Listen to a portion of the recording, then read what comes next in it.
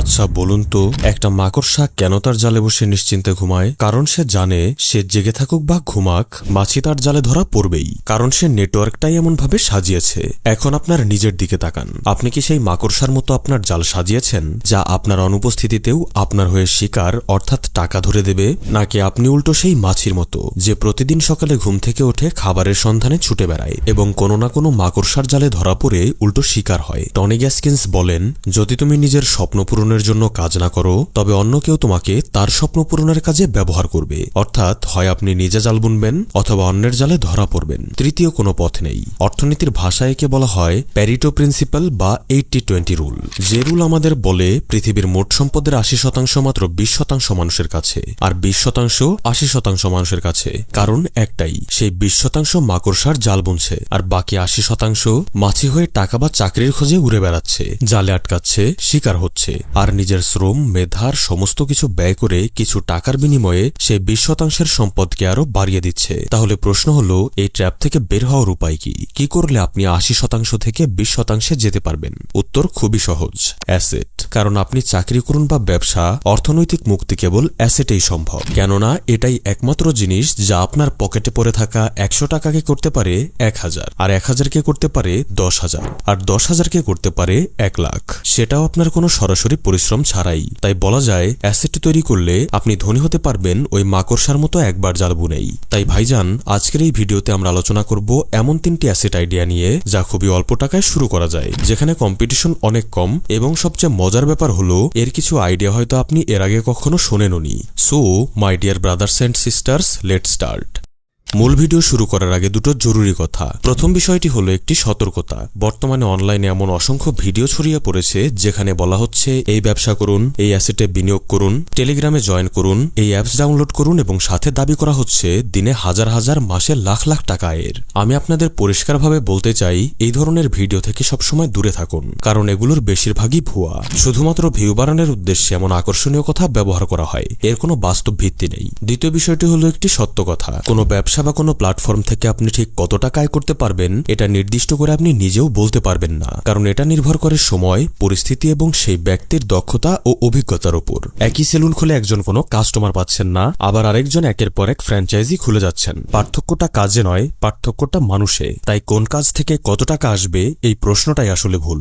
সঠিক প্রশ্ন হওয়া উচিত, কোন কাজে আমি নিজেকে সবচেয়ে ভালোভাবে দিতে পারবো, কোন কাজটা আমি মন থেকে করতে পারবো। এই কারণেই এই ভিডিওতে আমি আপনাদের কাছে কোনো প্রতিশ্রুতি দেব না, আমি শুধু সত্যটা বলবো। একটা ছোট্ট পথ দেখাবো কুকুরের গায়ে আটকে থাকা একটা কাঁটাযুক্ত গোটা, কিন্তু সেই গোটা দিয়ে গোটা পৃথিবী জয়, সেটা আপনাকেই করতে হবে। কি বুঝলেন না? বুঝিয়ে বলছি।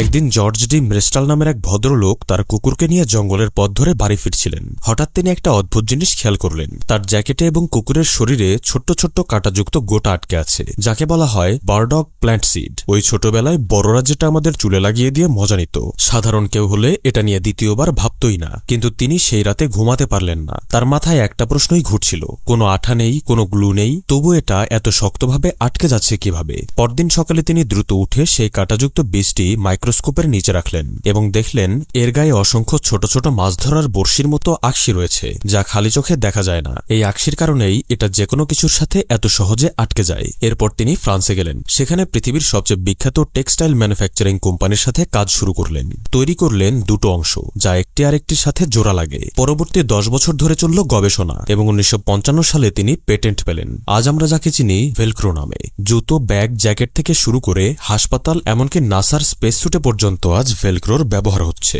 এটি এখন একটি $1 বিলিয়ন ইন্ডাস্ট্রি। একটা ছন্দ মনে আছে, মনারে মনা কোথায় যাস, বিলের ধারে কাটবো ঘাস।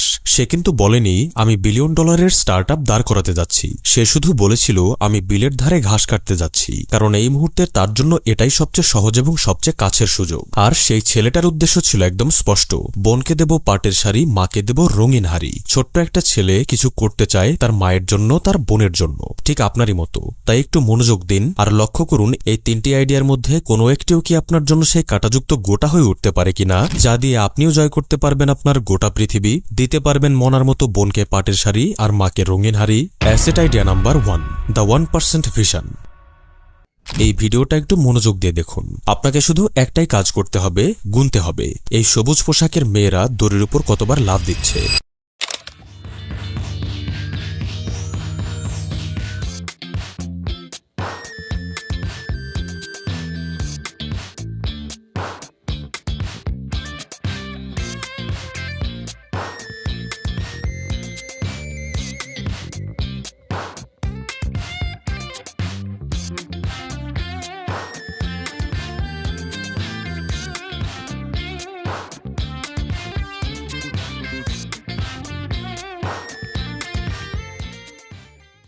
কতটা গুনলেন?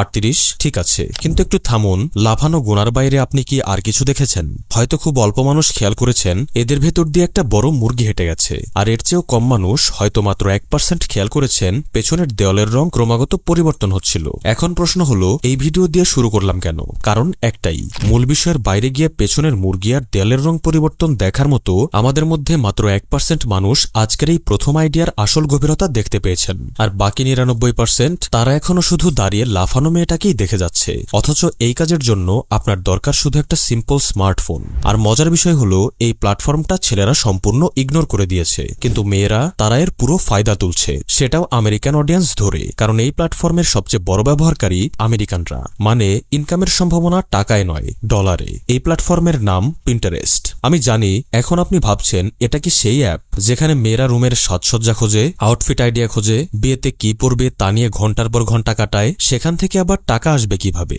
আপনার এই ভাবনার কারণেই ছেলেরা এখনো এটাকে ইগনোর করছে, আর যারা করেনি তারা জমিয়ে ডলার কামাচ্ছে। সবার আগে একটা ভুল ধারণা ভাঙি, পিন্টারেস্ট কোনো সোশ্যাল মিডিয়া নয়। পিন্টারেস্ট হলো একটা ভিজুয়াল সার্চ ইঞ্জিন। গুগলে মানুষ টেক্সট সার্চ করে, পিন্টারেস্টে মানুষ ইমেজ সার্চ করে। আর সবচেয়ে গুরুত্বপূর্ণ পার্থক্য, ইনস্টাগ্রাম বা ইউটিউব শর্টসে মানুষ যায় শুধু টাইম পাস করতে, কিন্তু পিন্টারেস্টে মানুষ আসে স্পেসিফিক্যালি কিছু খুঁজতে, কিনতে। আর যখন অডিয়েন্সের উদ্দেশ্য এতটা পরিষ্কার, তখন সেখান থেকে টাকা কামানো 10 গুণ সহজ। পিন্টারেস্টের খেলাটা বুঝুন। আপনি যখন পিন্টারেস্টে একটা ইমেজ আপলোড করেন, সেটাকে বলে পিন, আর প্রতিটা পিনের সাথে আপনি যোগ করতে পারেন যে কোনো প্রোডাক্টের অ্যাফিলিয়েট লিঙ্ক, আপনার ব্লগের লিঙ্ক, আপনার ডিজিটাল প্রোডাক্টের লিঙ্ক। কেউ আপনার ইমেজ দেখলো, লিঙ্কে ক্লিক করলো, কিছু কিনলো, আপনার কমিশন। আর সবচেয়ে দারুণ বিষয়, এতে আপনার মুখ দেখাতেও হবে না, ক্যামেরার সামনেও আসতে হবে না, শুধু একটাই কাজ, মার্কেটে এখন কোন ট্রেন্ড চলছে সেটা বুঝুন। যাই হোক, পিন্টারেস্ট থেকে ইনকাম করার মূলত 5টি উপায় রয়েছে। সেগুলো কি কি বলছি, তবে তার আগে দুটো বিষয় পরিষ্কার করি। প্রথমত, পিন্টারেস্ট আপনাকে ইউটিউবের মতো সরাসরি মনিটাইজেশন বা অ্যাডসেন্সে টাকা দেয় না। পিন্টারেস্টের পুরো খেলাটাই আলাদা। এখানে আপনি পাবেন ফ্রি কনসিস্টেন্ট অর্গানিক ট্রাফিক, আর এই ট্রাফিককে আপনাকে নিজেই টাকায় কনভার্ট করতে হবে। দ্বিতীয়ত, এই আইডিয়াটা আমার মাথায় এলো কিভাবে? কয়েকদিন আগে বিকেলে এক বন্ধুর সাথে বসে বাদাম খাচ্ছিলাম, পাড়ার ফুটবল ম্যাচ দেখছিলাম। কথায় কথায় সে বলল তার ছোট ভাই নাকি একটা প্ল্যাটফর্ম থেকে প্রথম মাসেই 20,000 টাকা আয় করেছে। আমি জিজ্ঞেস করলাম কোন প্ল্যাটফর্ম, ইউটিউব, ফেসবুক? সে একটু হেসে বলল পিন্টারেস্ট। আমি সত্যি বলতে একটু অবাকই হলাম। বাড়ি ফিরে ঘাটাঘাটি শুরু করলাম, রিসার্চ করলাম, এবং যা দেখলাম সেটা আমাকে রীতিমতো চমকে দিল। 2026 সালে পিন্টারেস্টে 63 কোটিরও বেশি রয়েছে অ্যাক্টিভ ইউজার। এরা পিন্টারেস্টে আসেই কিছু না কিছু কিনতে, ফেসবুকের মতো অযথা স্ক্রোল করতে নয়। এই প্ল্যাটফর্মে এখন পর্যন্ত 50,000 কোটিরও বেশি আইডিয়া বিক্রি হয়েছে। প্রতি মাসে মানুষ এখানে সার্চ করে 80 বিলিয়ন বার, আর সেই সার্চের 96% কোনো ব্র্যান্ডের নাম নয়, র্যান্ডম সার্চ। মানে যে কেউ এখানে বিক্রি করতে পারবে, কোনো বড় ব্র্যান্ড এককাধিপত্য করতে পারবে না। আর পিন্টারেস্ট প্রতি বছর 240% হারে বাড়ছে। এত বড় একটা মার্কেট, অথচ বাংলাদেশে এই বিষয়ে কোনো ধারণাই নেই। আশ্চর্যের বিষয় হলো, এ বিষয়ে একটা যথার্থ ভিডিও পর্যন্ত আমি বাংলা ভাষায় খুঁজে পাইনি। এবার সবচেয়ে চমকপ্রদ তথ্যটি বলি। পিন্টারেস্ট ব্যবহারকারীদের মধ্যে সবচেয়ে বেশি মানুষ আমেরিকার, দ্বিতীয় ব্রাজিল, এরপর মেক্সিকো, তারপর জার্মানি, তারপর ফ্রান্স। অর্থাৎ পৃথিবীর সবচেয়ে ধনী দেশগুলোর মানুষই হবে আপনার কাস্টমার। আর শকিং বিষয় হলো, শুধু আমেরিকাতেই পিন্টারেস্টে রয়েছে 48 মিলিয়ন অ্যাক্টিভ ইউজার, যাদের মধ্যে 1/3 মানুষের বার্ষিক আয় $1,00,000-এরও বেশি। মানে কিছু কিনতে গিয়ে দাম নিয়ে দ্বিতীয়বার ভাবতে হয় না তাদের। এখন একবার ভাবুন, আপনি যদি সেখানে অ্যামাজনের অ্যাফিলিয়েট লিঙ্ক লাগাতে পারেন, আমেরিকার কাস্টমাররা আপনার থেকে কিনবে। বাংলাদেশে বসে শুয়ে ঘুমিয়ে ডলার কামাবেন। কাজ করছেন বাংলাদেশে, ইনকাম আসছে আমেরিকা থেকে। এখন একটু পেছনে তাকান। 2016 সালে ইউটিউব যখন ভারত বাংলাদেশের জনপ্রিয় হতে শুরু করেছিল, তখন যারা চ্যানেল বানিয়েছিলেন আজ তারাই মিলিয়নেয়ার। 2018-19 সালে রিলস যখন শুরু হয়েছিল, তখন যারা ইনস্টাগ্রামে রিলস বানাতে শুরু করেছিলেন আজ তারাই টপ ইনফ্লুয়েন্সার। এই দুনিয়া একটা নির্দিষ্ট প্যাটার্নে চলে। প্রতিটা প্ল্যাটফর্মেরই একটা গোল্ডেন উইন্ডো থাকে, যখন নতুন ইউজার আসতে থাকে কিন্তু ক্রিয়েটর থাকে কম। পিন্টারেস্টে এখন সেই সময় চলছে। হয়তো আগামী 1-2 বছরে বাংলাদেশেও এই সুযোগ আর থাকবে না। ক্রিয়েটর দিয়ে ভরে যাবে, মার্কেট স্যাচুরেটেড হয়ে যাবে, যেমনটা আজ ইউটিউব আর ফেসবুকে হচ্ছে। আর সেদিন হয়তো মনে হবে, ইস, যদি 1 বছর আগে শুরু করতাম। যে গিল্ডটা অনেক কষ্টের। তো পিন্টারেস্ট থেকে আয়ের মূলত 5টি উপায় আছে: affiliate marketing, blog, selling product, Pinterest VA, sponsored pins. প্রতিটা ধরে ধরে বোঝাতে গেলে শুধু প্রথম অ্যাসেট আইডিয়া বলতেই 1 ঘন্টা পার হয়ে যাবে। তাই আমি একটা কার্যকরী ইংরেজি ভিডিওর লিঙ্ক ডেসক্রিপশনে দিয়ে দিচ্ছি, সেখান থেকে A to Z সব শিখতে পারবেন। আরেকটা জরুরি কথা, পিন্টারেস্টের ক্রিপ্টোর মতো বাংলাদেশ থেকে সরাসরি অনুমোদন নেই, তাই এই টাকা সরাসরি ব্যাংকে পাবেন না। এই ডলার হাতে পেতে আপনাকে ব্যবহার করতে হবে পায়োনিয়ার। প্রসেসটা অনেকের কাছে নতুন, তাই যে ইতিমধ্যে এই কাজ করছে তার কাছ থেকে শুনলেই সবচেয়ে বেশি উপকৃত হবেন। ভুলগুলো এড়িয়ে যেতে পারবেন। টাকা, দুঃখিত, ডলার সরাসরি নিজের পকেটে আনতে পারবেন। আরেকটা কথা, এই ভিডিওতে যদি কোনোভাবে 1 মিলিয়ন ভিউজ হয়, যেটা অনেক কঠিন একটা ব্যাপার, তাহলে আমি তার চেয়েও কঠিন একটা কাজ করব।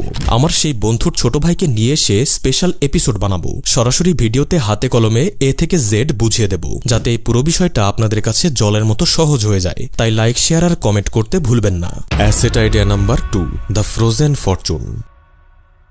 একটা অদ্ভুত ঘটনা বলি। জানুয়ারি 2007, সকাল 7:55, ওয়াশিংটন ডিসির একটা ব্যস্ত মেট্রো স্টেশন। অফিসের রাশ আওয়ার চলছে, সবাই ছুটছে, কেউ কারোর দিকে তাকানোর সময় নেই। ঠিক তখন স্টেশনের এক কোণে এসে দাঁড়ালো একজন লোক।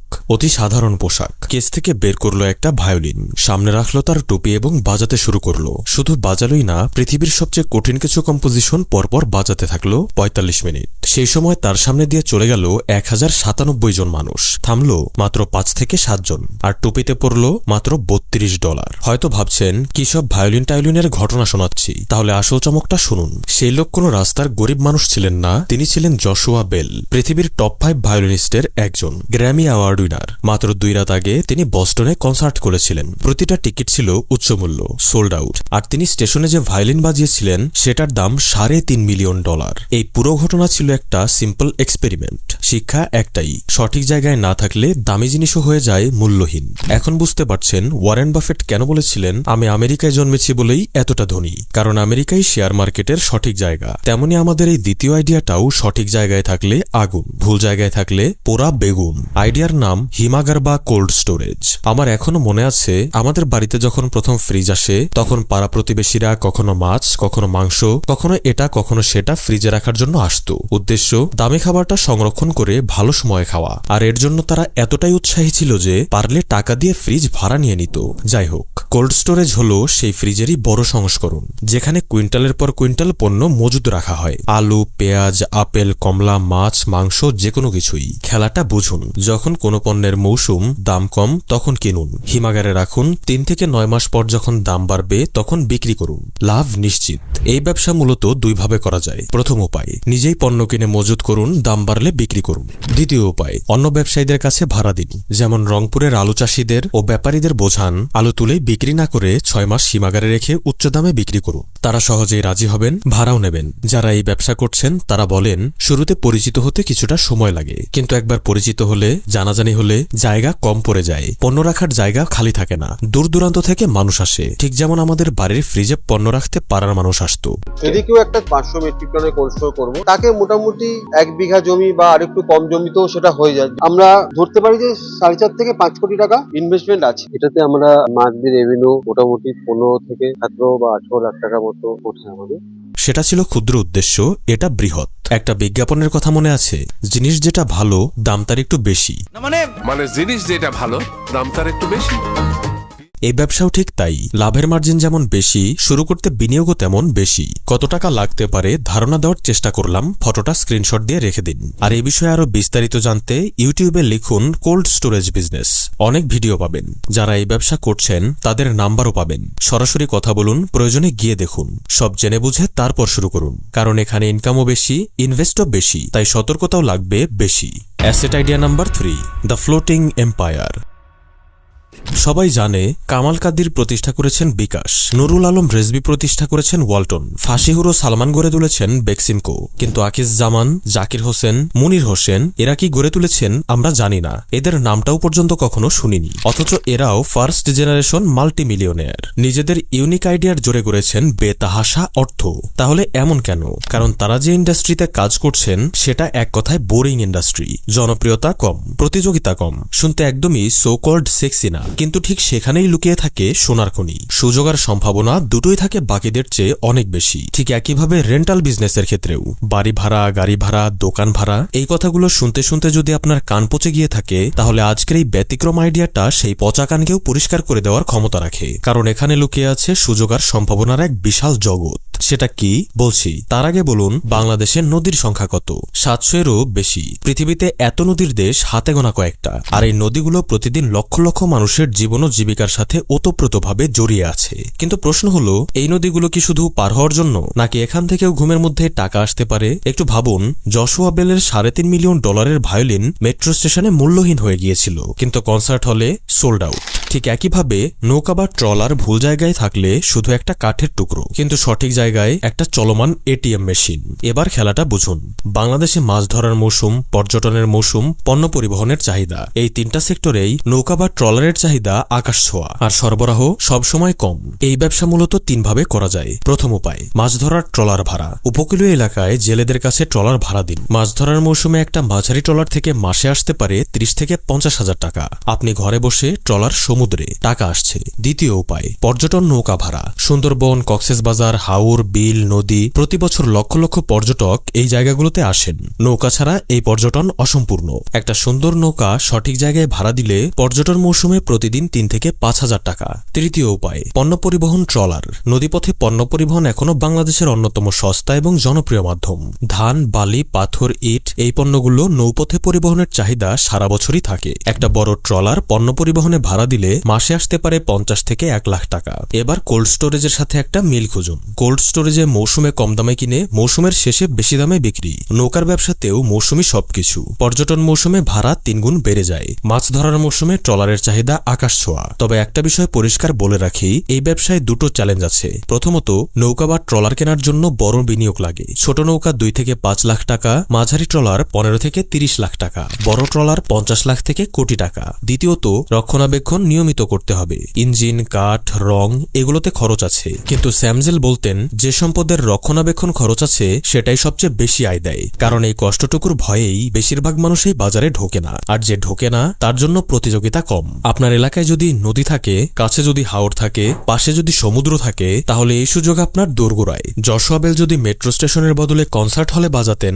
সোল্ড আউট হতো। আপনার নৌকাও সঠিক জায়গায় থাকলে প্রতিদিন টাকা আনবে, আপনি ঘুমালেও। এই বিষয়ে বিস্তারিত জানতে আপনার এলাকার পরিচিত নৌকার মালিকদের সাথে কথা বলুন, তাদের অভিজ্ঞতা শুনুন, হিসাব বুঝুন, তারপর সিদ্ধান্ত নিন। কারণ ইনকাম যত বড়, সিদ্ধান্তও তত সতর্কভাবে নিতে হবে। তো এখন যদি একসাথে 3টা দেখি। Asset 1, Pinterest. চোখ খোলা রাখুন, ডলার আসবেই। Asset 2, cold storage. ঠান্ডায় রাখুন, গরম লাভ নিন। অ্যাসেট 3, নৌকা বা ট্রলার। ভাসিয়ে দিন, টাকা আসবেই। 3টা আইডিয়া, 3টা পথ, একটাই গন্তব্য, আর্থিক স্বাধীনতা। মনে আছে ভিডিওর শুরুতে মাকড়সার কথা বলেছিলাম? মাকড়সা জেগে থাকুক বা ঘুমাক, মাছি তার জালে ধরা পড়বেই, কারণ সে জালটাই এমন বুনেছিল। এই 3টা আইডিয়া আপনার সেই জাল। তাই নিজের স্বপ্ন পূরণ করুন, আর মনার মতো বিলের ধারে ঘাস কেটে হলেও নিজের জাল বুনুন। ধন্যবাদ।